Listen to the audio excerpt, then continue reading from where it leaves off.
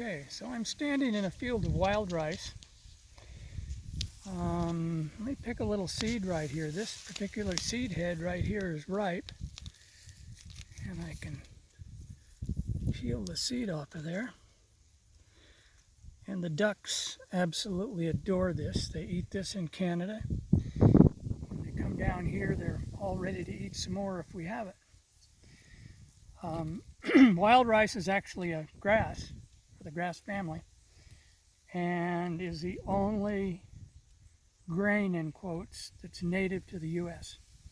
The botanical name of this is Zizania palustris, and it's native to the northern U.S. So it can be planted on wetland reserve projects and those projects that need to have a native seed. And then if you're planting it just for ducks, it's like duck candy. The birds absolutely adore this. This particular field was planted in the fall. The soil was worked up. We took our rice seed and we spread it, and then we lightly harrowed it and we rolled it. And obviously it loves it here. It spends its entire winter in water. It sprouts when the water temperature reaches 42 degrees. It spends its first 6 weeks or so underwater, comes up and floats. Then one stalk goes aerial, and pretty soon it does what they call tiller, which is to send up multiple stalks like this. These are all coming off of one plant. It does that sometime usually in May or early June, and is ripe normally about the middle of August, which is right now. We're going to get ready to harvest this within the next week. You can plant it like we did in the fall, where you plant it in dry soil. The seed has to stay damp, but even dry soil, if you'll put it down in the soil and roll it in, even the dry soil has a water content that's high enough to keep that rice viable. And then it sits there all winter and sprouts in the spring, and you get a crop. Or we harvest the seed in the fall, and we'll put it in big metal totes, 4 feet by 4 feet, full of water, and we keep the seed wet. We take the temperature down in the cold box to about 35 degrees, and it spends 4 to 5 months in that 35-degree temperature in water. So then you can buy it from us in the spring, and we've already what's called stratifying it. We've already stratified it. We've broken its dormancy so that it's ready for you to plant in the spring. You can just broadcast this seed on the water, and it'll sink to the bottom, and it'll stay there until it's ready to sprout. If you're doing it in the fall, it'll stay dormant for the winter and will sprout in the spring.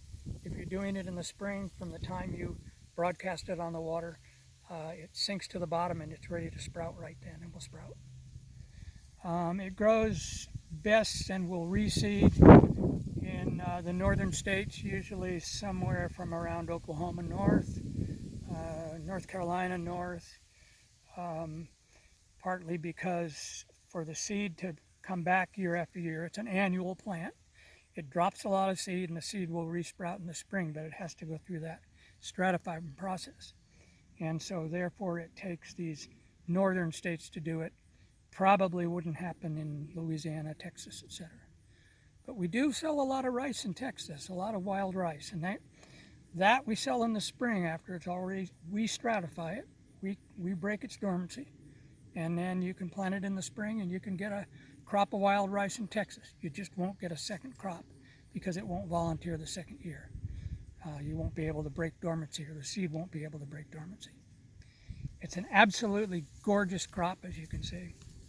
And we've created our own flyway here, starting with the wild rice, and then of course we do wild millet and smartweed and others too. Above us here, which is to the east of us, is going to be our next rice pond that we're going to be working on, and we'll show you how to plant rice, get the pond ready and plant rice. That's the dike that's put in. It's at the back of this rice pond. The water will fill behind that dike. and the water will fill somewhere between 2.5 feet at the deepest and probably 6 to 18 inches at the shallowest so that the rice grows well.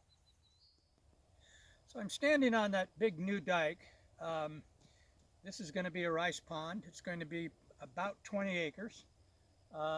It had water on it last year, so we know about where the water was, and we've raised the dike a little bit so that we'll have plenty of water in here to grow the rice. The next step is going to be to come in and we will disc it with a tractor, and we will then harrow it, and then we'll plant the rice. We'll spin spread the rice on it.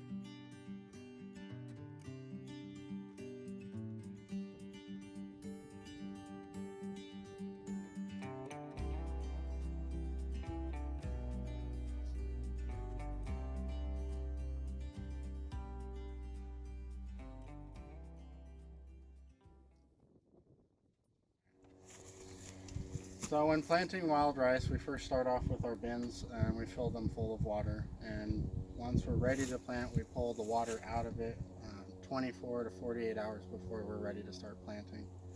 For wildlife purposes, you'll want to plant between 50 and 75 pounds of rice per acre. If you were planting it for harvesting purposes, it would be in upwards of 100 pounds per acre. Once you have your poundage that you want down, then you'll need to calibrate your spreader. To do this, we'll use a bucket and a scale to weigh out roughly the pounds that you need, and then you'll go back and forth throughout the field to do roughly 1 acre to figure out roughly how many pounds per acre you're spreading. Once you've done that, you can then do the rest of the field at the set calibration. There are a couple different ways to calibrate your spreader. One of them being the notch system. Most spreaders come with different marks on the opening door, so you'll need to play with the opening on the door when you go through the field. Another way to calibrate your spreader would be the RPMs or the ground speed. You do that by either changing gears or lifting, raising or lowering the RPM speed. Once you've calibrated your spreader, then you can then lock your spreader in to the position that you've calibrated it to and comfortably spread your 50 to 75 pounds per acre or 100 if you're doing it for planting purposes.